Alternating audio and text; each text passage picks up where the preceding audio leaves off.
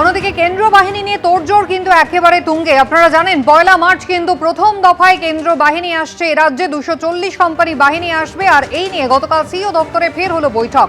কোথায় কেন্দ্র বাহিনী কিভাবে মোতায়েন করা হবে, রুট মার্চ কবে থেকে শুরু হবে, গতকালকের বৈঠকে এই নিয়ে আলোচনা হয়। উপস্থিত ছিলেন সিআরপিএফ এর আইজি সঞ্জয় যাদব, রাজ্যের নোডাল অফিসার আনন্দ কুমার।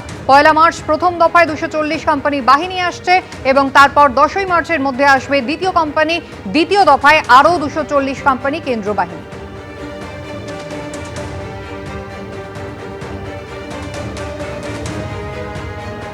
এদিকে বহুতলে বুথ করা নিয়ে সিদ্ধান্ত নিল নির্বাচন কমিশন। আগে 21টি বহুতলে বুথ ছিল, এবার বেড়ে হচ্ছে 78টি। 300-র বেশি ভোটার আছে এমন 57টি বহুতলে নতুন করে বুথ হবে। দক্ষিণ কলকাতায় 1টি, উত্তর কলকাতায় 5টি বহুতলে বুথ হবে। উত্তর 24 পরগনায় 16টি, দক্ষিণ 24 পরগনায় 25টি বহুতলে বুথ করা হবে।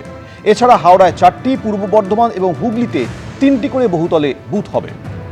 এদিকে স্পেশাল রোল অবজারভার সি মুরুগানকে ফের আক্রমণ শানিয়েছেন তৃণমূল সাংসদ মহুয়া মৈত্র। পাল্টা জবাব দিয়েছেন রোল অবজারভারও। কুইক গান মুরুগানের পোস্টারের ছবি পোস্ট করে আক্রমণ করেছেন মহুয়া মৈত্র। প্রিয় নির্বাচন কমিশন, রোল অবজারভার সি মুরুগানকে নিয়ন্ত্রণ করুন।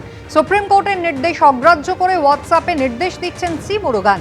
অনেকগুলি আগ্নেয়াস্ত্র হাতে দক্ষিণী ছবির পোস্টার দিয়ে পোস্ট করেছেন তৃণমূল সাংসদ।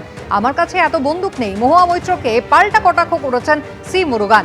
ছবিতে যেভাবে দেখানো হয়েছে এত বন্দুক আমার কাছে নেই, তবে আমি বিভিন্ন ধরনের আগ্নেয়াস্ত্র চালাতে পারি। তামিলনাড়ু পুলিশে চাকরি করার সময় বৈধ এবং আইনিভাবে সেগুলি ব্যবহার করেছি। সোশ্যাল মিডিয়ায় পাল্টা আক্রমণ করেছেন রোল অবজারভার সি মুরুগান। ভোররাতে রাজ্যে জোড়া অগ্নিকাণ্ড। পশ্চিম মেদিনীপুরের সবংয়ে কাঠের কারখানায় ভয়াবহ অগ্নিকাণ্ড। গোটা কারখানায় দাউ দাউ করে জ্বলতে শুরু করে। কারখানায় প্রচুর শুকনো কাঠ মজুদ থাকায় আগুনের তীব্রতা বেড়ে যায়। দমকলের 2টি ইঞ্জিনের 4 ঘন্টার চেষ্টায় আগুন নিয়ন্ত্রণে আসে। ঘটনায় হতাহতের কোনো খবর নেই। অন্যদিকে দক্ষিণ দিনাজপুরের বালুরঘাটে আগুনে পুড়ে ছাই হয়ে যায় 3টি দোকান। 50 লক্ষ টাকার বেশি ক্ষতি হয়েছে বলে আশঙ্কা করছেন মালিকরা।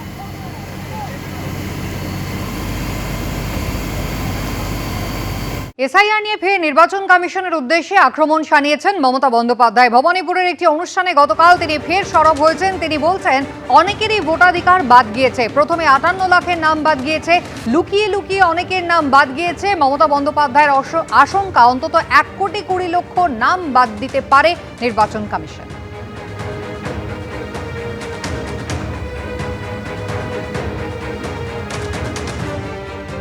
আজকে এসআইআর চলছে, অনেকের ভোটাধিকার বাদ গেছে। আমি দুঃখিত। প্রথমে 58,58 लाख निकाल दिया, उसको बाद छुपा छुपा के, जो पहले रूल्स ही नहीं था लॉजिस्टिक डिस्क्रिपेंसी नाम पे 50 लाख नहीं वो 80 लाख होगा। मैंने खुद जाके फाइट किया सुप्रीम कोर्ट में।